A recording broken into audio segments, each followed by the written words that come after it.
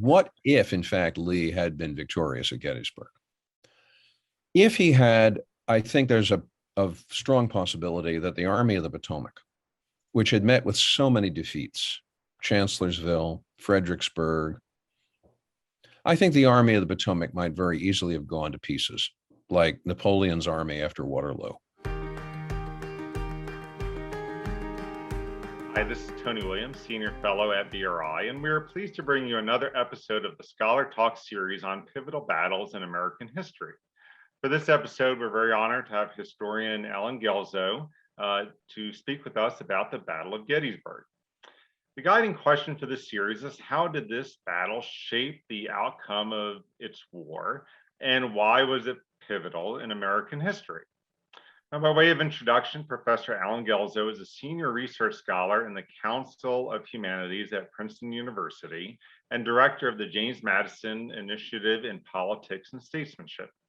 He's the author and editor of a dozen best-selling books and has won numerous awards, including the prestigious Lincoln Prize 3 times. He's the author of the newly released Robert E. Lee, A Life, and the Battle of Gettysburg, The Last Invasion, both of which will inform our discussion of the Battle of Gettysburg and of the Civil War. Allen, I want to thank you very much for joining us. Well, Tony, it's good to be talking to you again. Excellent, thank you. Well, let's jump right in. The subject of your new book, Robert E. Lee, was a scion, as you describe, of an illustrious family, served as an engineer after West Point, and contributed to the victory in the Mexican War, which was a war that helped shape many events that led up to the Civil War. So can you tell us a little bit about Lee's background and how those events did eventually lead to Civil War? Robert E. Lee, just to give you the basic skeleton outline, was born in 1807 at Stratford Hall on the northern neck of Virginia, which had been the ancestral home of many of the Lee family, a family which had roots in Virginia back into the 17th century. He attends West Point. He is class of 1829, graduates second in his class. When I say second, he missed graduating first, really by a couple of digits.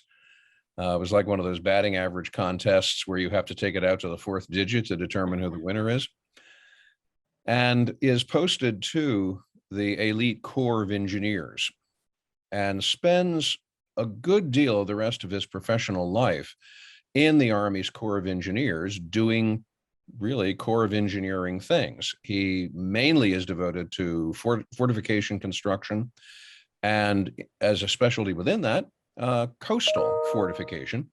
And coastal fortification is something of a specialty within that kind of engineering, which requires a great deal of imagination. And it has to be said that Lee was a very good engineer and a very dedicated engineer. He also was a very frustrated engineer, because promotion in the Army as a whole and in the Corps of Engineers was sclerotic, to say the least. The great advantage of Army employment was that it was guaranteed and secure. The downside was that it was slow, and Lee experiences this, and it's a source of great frustration. He would like to move up. When the Mexican War comes, he sees this as an opportunity, and he grabs it. He's sent off on one engineering assignment, which doesn't look terribly promising, but then he is seconded to the staff of Winfield Scott. Winfield Scott is about to mount one of the most adventurous amphibious expeditions in American military history. And that is the joint Army-Navy landing at Veracruz on the eastern coast of Mexico.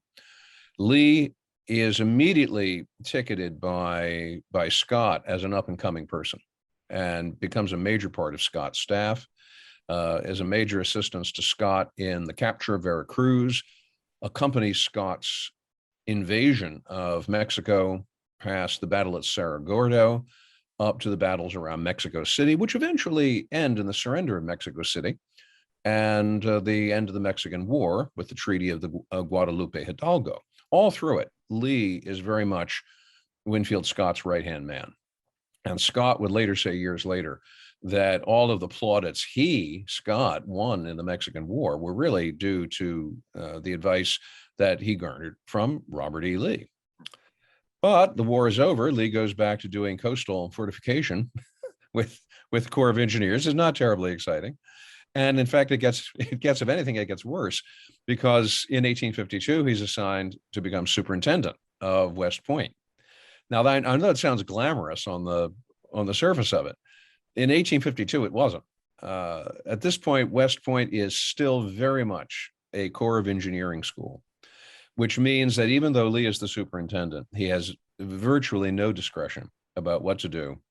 He is micromanaged for 3 years by the chief engineer in Washington, D.C. And finally, at the end of it, he is only too happy to grab an opportunity to transfer out of the Corps of Engineers and accept a commission as lieutenant colonel of the 2nd Cavalry in Texas. Now, Texas is not what you would call in those days an ideal posting. It gives you an idea of some degree of his frustration that he's willing to accept this. But off to Texas he goes as lieutenant colonel of the 2nd Cavalry. And there he really does nothing more than chase Comanches and various outlaws around the countryside to no very particular purpose. He never really fires a shot in anger himself. It is not until 1861 that things begin to warm up. In 1861, he's recalled to Washington by Winfield Scott, ostensibly to help rewrite the Army regulations, but really Scott wants him in Washington because the country is splitting apart. 7 southern states have seceded from the Union. There is a possibility of conflict. Scott wants Lee in Washington because Scott's feeling is that if anyone should take command of federal forces in dealing with secession, it should be Robert E. Lee. The firing on Fort Sumter takes place, and indeed, Abraham Lincoln puts into process an invitation to Lee. It comes through old Francis Preston Blair, one of the great political wire pullers of Washington. Blair sits down with Lee and basically says to Lee, President Lincoln would like you to take command of the armies in the field. And Lee says no, which is a great surprise. But Lee explains it this way: I cannot raise my hand against my native state. Now, Virginia at that point had not yet seceded, but it was hovering on the brink of doing so. And Lee simply says, I can't do that. What Lee does, in fact, is not only refuse that invitation, he then goes home and writes out a letter of resignation from the Army. And he might have stopped right there, but at that same moment, he receives an invitation from the state authorities, the Virginia state authorities in Richmond, to come there and help them oversee the organization of state forces. And he agrees to do that. So he goes to Richmond. He is commissioned as a brigadier general of Virginia forces. When Virginia joins the Confederacy, he is made a general in the Confederate Army. And from that point, he takes off. He becomes General Lee at that point. He becomes the man who is the victor in the Peninsula Campaign of 1862, victor at Second Bull Run, escapes near destruction at Antietam, victor at Chancellorsville and Fredericksburg, near victor at Gettysburg, fights things out against Ulysses Grant in 1864 in the Overland Campaign, undergoes the siege of Richmond, and finally surrenders to Ulysses Grant at Appomattox Courthouse on April 9th, 1865. And that is usually where people think the bookend occurs in Lee's life. Actually, it's not, because he's offered, and it's a very strange offer. He's made the offer by Washington College in the Upper Shenandoah to become their president. It was an act of desperation on their part. This was a small college which hardly had a pulse at the end of the war. The surprising thing is that Lee accepts. He becomes president of Washington, and to everybody's surprise, turns into a remarkably successful college president, completely revamps the curriculum. He starts moving people away from the traditional Greek and Latin classics curriculum to a more vocationally oriented curriculum with engineering and journalism and business. He is enormously successful in raising money and in bulking up the student body to the point that by the time of his death in 1870, he has made Washington College an educational powerhouse on a par with the University of Virginia. Those last 5 years of his life were really the most successful years of his life. And curiously, he shocked one student when he said, "The great mistake of my life was taking a military education." In other words, I should have been doing something like this all of my life. So Robert E. Lee then, who had suffered over the years increasingly from heart trouble, heart attacks, finally succumbs to a stroke and a heart attack and dies on October 12th, 1870, and is buried there on the campus of the college, which then renames itself as Washington and Lee University. Right. Well, thank you for that great overview. I'd really love to dial in a little bit on that very controversial decision about Lee joining the Confederacy. You examine for several pages in the book the copious and yet conflicting testimony about that decision. So my simple question is, why did he join the Confederacy?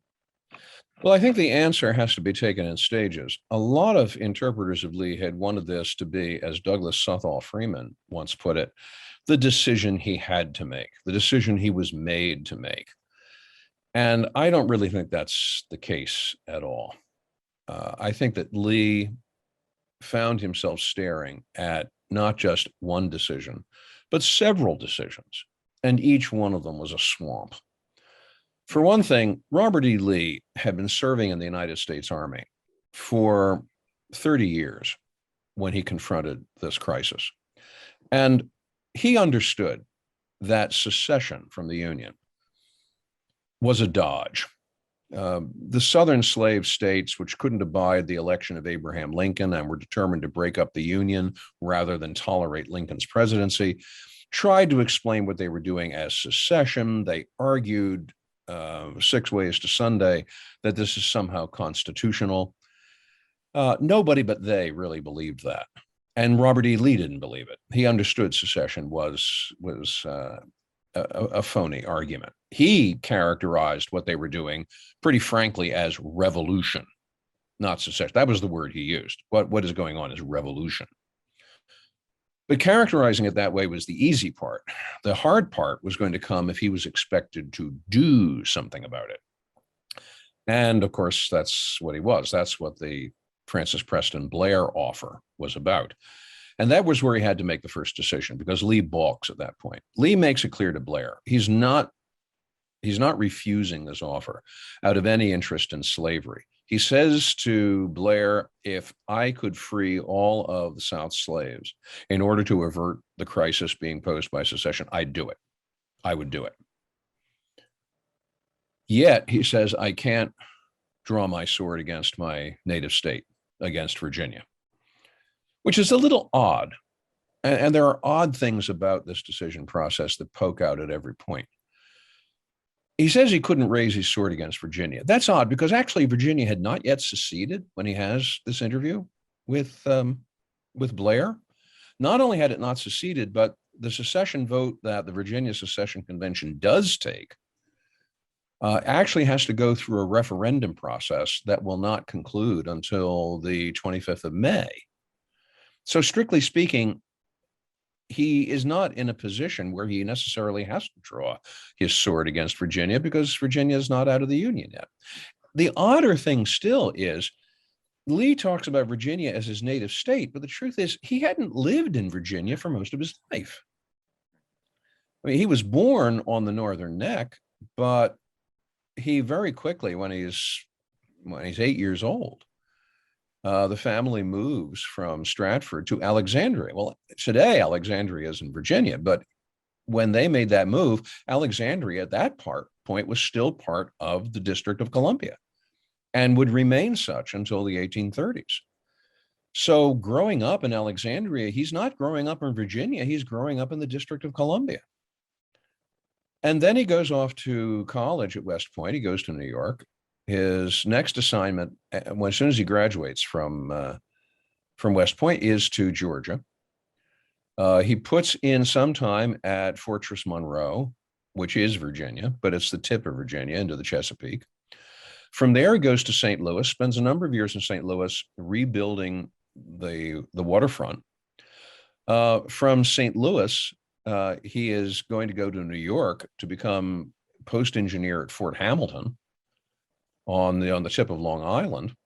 Spends 6 years at Fort Hamilton, and from Fort Hamilton goes into the Mexican War. Comes out of the Mexican War, goes to Baltimore to begin the construction of Fort Carroll, then from Baltimore to New York again as superintendent of West Point, and then as superintendent of West Point to Texas until 1861. So there are intervals when he is living in Virginia on leave, but most of his life is really lived in other places. In fact, if you add up the exact amounts of time, I think it's safe to say he probably spent more of his life in New York than he spent in Virginia. So that's an odd argument as well. How do you untangle these arguments? Well, I think you untangle them this way. First of all, he himself may not have lived all that long in Virginia, but he did have an enormous swathe of relatives in Virginia. And these were relatives who had come to the rescue of his family when it was on hard times in Alexandria. These were people he owed big time. And when I say relatives, I don't mean just someone that he exchanged a Christmas card with. Now, these were relatives that owned property. He'd lived there with his mother and his siblings for 4 or 6 months at a time out of the year. These were second homes. So these were people he owed a great deal, and there were a lot of them. I think it could be safely said that if Robert E. Lee had thrown a brick down a street in Alexandria, he would have hit one of his relatives. He's a man with it's been reckoned that he had 80 first cousins. That's a pretty thick network of relatives. And when he says he can't raise his hand against Virginia, I think that's the Virginia he's talking about. It's the Virginia of that family. But there's another complication that also enters into this, and that's Arlington. Lee called Arlington. I mean, today when we think of Arlington, we think of the National Cemetery. But before it was a national cemetery, it was Arlington House. And he called Arlington home for a lot of his adult life. Yet it was never actually his property. He is there because he married into the family of George Washington Parke Custis, who did own Arlington. And for that reason, Robert and Mary Custis Lee and their 7 children spend a good deal of time there, especially Mary. Robert will go off to these various postings. Robert goes off to Texas. Mary stays at Arlington. Mary was as wedded to Arlington, her parents' home, as she was to her husband. It's a really obsessive relationship. In 1857, Lee's father-in-law, old George Washington Parke Custis, dies. But in his will, Custis cuts Robert out of the succession. It's a bizarre document, to say the least. And this is only one of several bizarre parts of it. But he cuts Robert out of the succession. Mary gets a life interest in living there, but the property itself is deeded over Robert's head to Robert's eldest son, George Washington Custis Lee. Custis Lee was so scandalized by what his grandfather had done that he actually offered to deed the property over to his father. But his father said, no. This is what your grandfather wanted. We'll stick with this. But when Lee is put to this situation in 1861, what he has to calculate is, what is going to happen to my family? What is going to happen to the property that is supposed to come to them if I make a decision in a certain way? If I decide to accept command of the Union armies, doubtless Virginia will confiscate Arlington. Sure, it will, because Arlington sits on this bluff on the overlooking the Potomac River. I mean, it's the perfect place to put artillery to bombard the national capital. People were calling in Richmond for the seizure and fortification of Arlington. So if he makes a move like that, kiss goodbye to Arlington. and all the other Custis properties that would have come to his children. On the other hand, if he goes to Richmond, or if he declares neutrality, then maybe there won't be a war.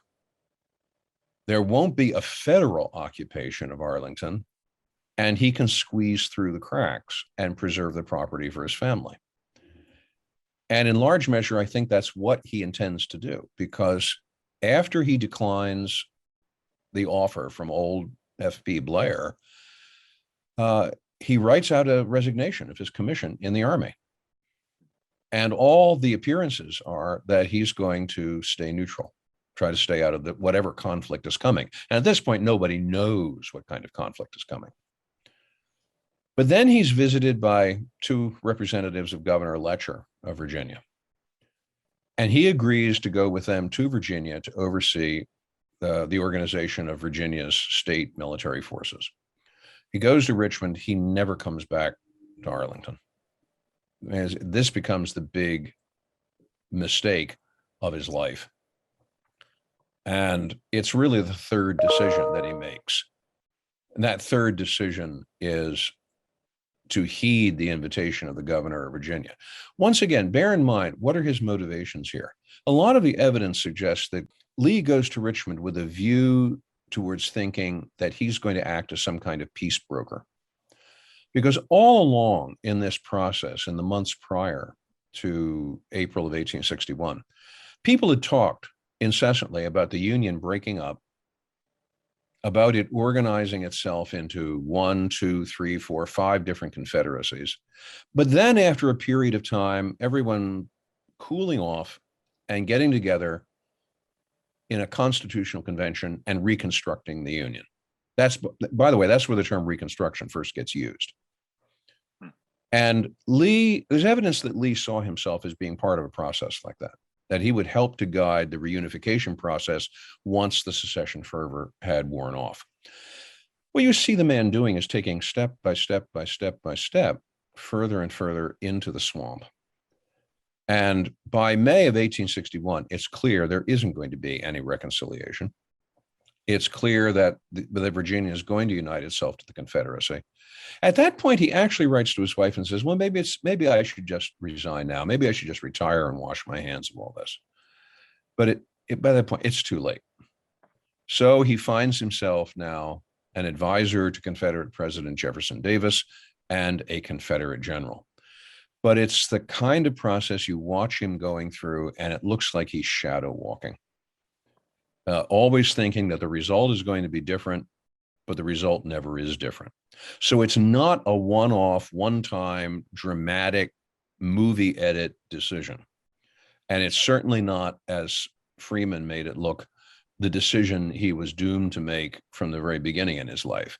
It's an incremental, step-by-step, getting sucked further and further in kind of decision. And my next question is, Lee and his army seem to have the initiative, and the North had sagging morale when he eventually invaded Pennsylvania in 1863. So can you describe the war in the East since Antietam and why Lee invaded the North?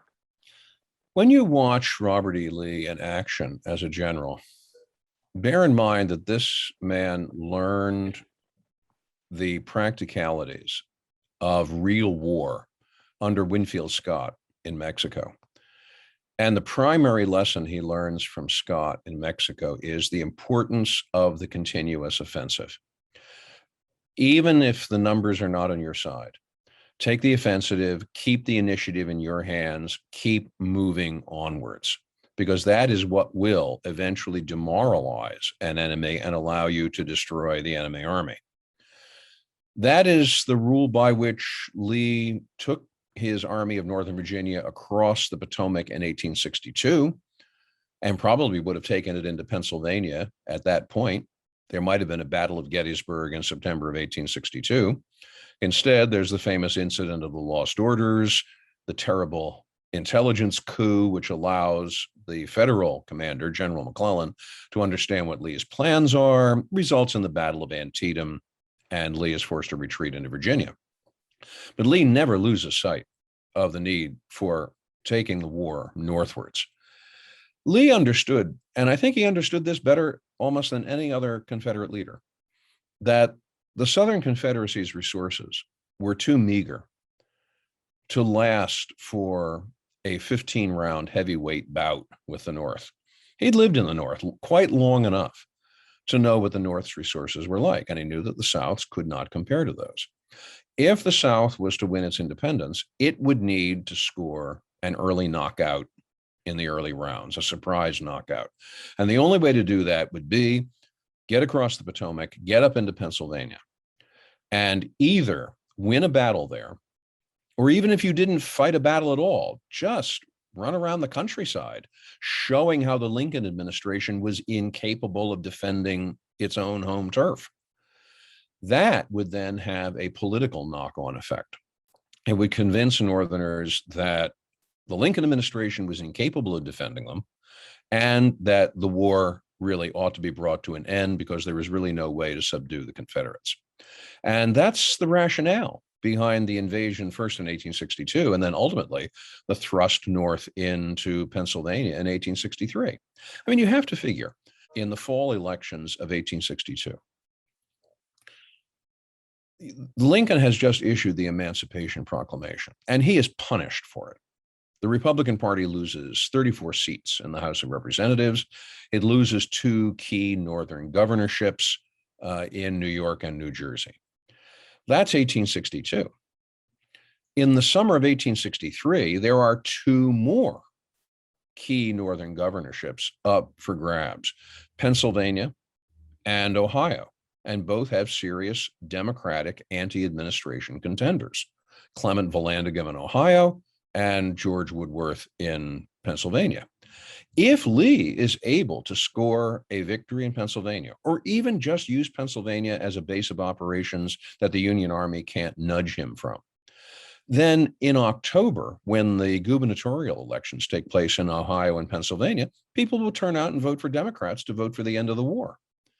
And if you have a core of states at the center of the North, New York, New Jersey, Ohio, Pennsylvania, with Democratic anti-Lincoln governors, they're going to fold their arms and say, we're not cooperating with this bloodshed anymore. This is a useless war, which is being foisted on us by radical abolitionists. We want an end to this war. We're not sending any more troops. We're not permitting any more supplies to go to Lincoln's army. You have to open negotiations with the Confederates. Well, once you opened negotiations with the Confederacy, they weren't going to go back to shooting, and the independence of the Confederacy would virtually be conceded. That was Lee's strategy, and he saw that making war in effect on the political will of the North was the way for the South to win the Civil War. Right. Excellent. So can you describe the course of events in these fateful 3 days over the Battle of Gettysburg? Lee crosses the Potomac substantially ahead of the Federal Army of the Potomac, and his army arcs northwards through the Cumberland Valley all the way up to the Susquehanna River, just across from the Pennsylvania capital at Harrisburg. But his real goal is not Harrisburg. His real goal is to make the Army of the Potomac chase him so far and so fast that it becomes winded, exhausted, disorganized, and disconnected. And when it does, then he can turn and concentrate, pick off pieces of the Federal Army one by one, and defeat them in detail. And that is what he has in view as a military plan. He puts his finger down on Gettysburg on a map and says, this is where we will probably meet the Federal Army and defeat it. Well, he was close. He planned to concentrate his army at Gettysburg on the 1st of July, and then wait for this straggling Federal Army to come up and get its nose bloodied piece by piece. What put that out of kilter was that pieces of the Federal Army got to Gettysburg first, got there on June 30th, and were prepared to hold on to Gettysburg as tightly as they could until the rest of the Army of the Potomac could come up and support them. This surprised and discomfited Lee. But there weren't that many Federals holding Gettysburg, so he decides to push ahead with his plan and push the Federals out of Gettysburg, which he succeeds in doing. And in the process, he basically ruins 2 of the 7 Army Corps of the Federal Army of the Potomac. He ruins the 1st Corps, he ruins the 11th Corps. He probably would have mopped them up completely, but for the fact that his army had been marching all day, fighting all day. Dusk was coming on because it was an overcast day. Dusk was coming in somewhat early. The Federal forces managed to regroup on Cemetery Hill, south of the town. And Lee's feeling is, all right, well, we're not going to try and push ahead now. Let's regroup, and tomorrow morning we'll finish them off and be in a position to deal with the next parts of the Federal Army as it comes up the road. Well, that was a mistake, because by the next day, the other parts of the Federal Army had in fact gotten to Gettysburg. And when he launches an attack on July 2nd, to his surprise, he finds out that there are 3 more pieces of the Army of the Potomac in place in his path. Even so, his attack almost succeeds on July 2nd. It really comes within inches of a complete destruction of the Army of the Potomac. So his solution is that, all right, tomorrow we will finish them off. Tomorrow, July 3rd. He wasn't entirely wrong either, because by the morning of July 3rd, of those 7 infantry corps in the Federal Army of the Potomac, basically 5 of them were out of action. One of them was being held in reserve, and the other one only had about parts of 2 divisions prepared to defend the rear of Cemetery Hill, whereas Lee had an entirely fresh, untested division, that belonging to George Pickett. So on July 3rd, he launches George Pickett's division along with some supporting troops at these remnants holding on to Cemetery Hill. And it fails. It fails against every expectation. And at that point, Lee realizes he has no more wherewithal to continue this fight and begins a withdrawal back across the Potomac into Virginia. And Gettysburg, very much to many people's surprise, turns out to be a Union victory. People often asked after the battle, and continue to ask to this day, what caused the Confederacy, what caused Robert E. Lee to lose the Battle of Gettysburg when it seemed like he had everything going for him? George Pickett answered that question, and I think he gave probably the best answer that could be given. I think the Yankees had something to do with it. It was a tenacious fight on the part of the Army of the Potomac. And that is really the best explanation I think that people can come up with. Right. And so my final question is going to be simply, why was the Battle of Gettysburg pivotal to the outcome of the Civil War and to American history broadly? Well, it was pivotal, but it was also not pivotal. Let me at least do the pivotal part first. What if, in fact, Lee had been victorious at Gettysburg? If he had, I think there's a strong possibility that the Army of the Potomac, which had met with so many defeats, Chancellorsville, Fredericksburg, I think the Army of the Potomac might very easily have gone to pieces, like Napoleon's army after Waterloo. It had just been defeated so many times under so many generals that it just seemed like it was no longer worth it. Some parts of it would have cohered, but other parts of it would simply have walked away as from a lost game. At that point, Lee would have been able to threaten Baltimore, Washington, Philadelphia. There would probably have been political uprisings in the North demanding an end to the war. I mean, as it was, only 2 weeks after the Battle of Gettysburg, there's a major draft riot in New York City that turns New York City upside down. New York City is not the only place where riots like that take place. We call them riots. Well, yeah, they were draft riots. They were also racial pogroms. But the fundamental message was, we don't want to fight this war anymore. This war is hopeless. It's lost. We might as well admit it. And if Lee had been victorious at Gettysburg, Lincoln might well have had no choice, politically speaking, either to resign or to have opened those negotiations with the Confederacy. As it was, Jefferson Davis had sent his vice president, Alexander Stephens, in a messenger boat into the Chesapeake with a request to come up to Washington. Now, the ostensible request was to discuss prisoner exchanges, but a lot of people suspected that what Alexander Stephens had up his sleeve was some kind of document from Davis for Lincoln saying, all right, let's open negotiations. That might well have happened if Lee had been victorious at Gettysburg. The fact that Lee is not victorious at Gettysburg means that nothing of that happens. So that is a pivotal battle. And in fact, the military fortunes of the Confederacy go nowhere but into a slow slide downhill after that. But here's the other side of the coin. In some senses, it wasn't pivotal because the Civil War is going to go on for another 22 months. And Gettysburg turns out not to be pivotal, basically for two reasons. One is Lee does escape. George Gordon Meade, the commander of the Army of the Potomac at Gettysburg, was a cautious soul. He was a Democrat politically who was convinced that the Lincoln administration was interested in nothing but embarrassing him and taking credit for itself. So he was not going to shinny out on any strategic limbs. He does not pursue Lee in the way that, let's say, the Duke of Wellington pursues Napoleon after Waterloo. There's none of this up guards and Adam in George Meade.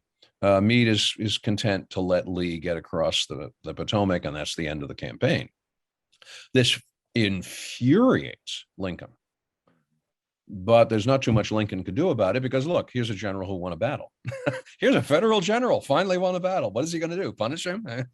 So there's not too much, there's not too much wiggle room, politically speaking, for President Lincoln at that point. But it does mean the war is going to go on, and it's going to drag on through 1864. It's going to drag on through the Overland Campaign. It's going to drag on really right up until Lincoln is reelected in November of 1864. And it's when Lincoln is reelected that finally the handwriting is on the wall for the Confederacy. People often ask me what I think the turning point of the Civil War was, and they expect me to say Gettysburg, and I don't. I tell them, turning point of the Civil War? Appomattox Courthouse. And I say this partly to be snarky, but also partly in a serious frame, because in the summer of 1864, the campaigns that Lincoln was responsible for were going so poorly that Lincoln himself did not expect to be reelected. If he was dumped by the voters in November of 1864, the new president would be George McClellan, and McClellan would, from a variety of forces operative on him from the Democratic Party, have been forced to come to some kind of negotiations with the Confederacy. And as soon as you started those negotiations, that was the end. That would mean the independence of the Confederacy. So even though Gettysburg is a pivotal battle in preventing something like that from happening in 1863, it's not quite pivotal enough to have prevented something like that from happening in 1864. And we really don't get the handwriting on the wall until after the election of Lincoln, and then it becomes clear that the Confederacy is really on the ropes. Excellent. Allen Guelzo, it's an honor as always. I want to thank you for joining us. Well, it's very good to be talking to you again. Thank you very much. And thank you all for joining this episode of Scholar Talks. Please check out our other installments of pivotal battles in American history on the battles of Saratoga and Midway, as well as our previous series on the Cold War and the presidency, as well as Black intellectuals and the African American experience. Thank you very much for joining us.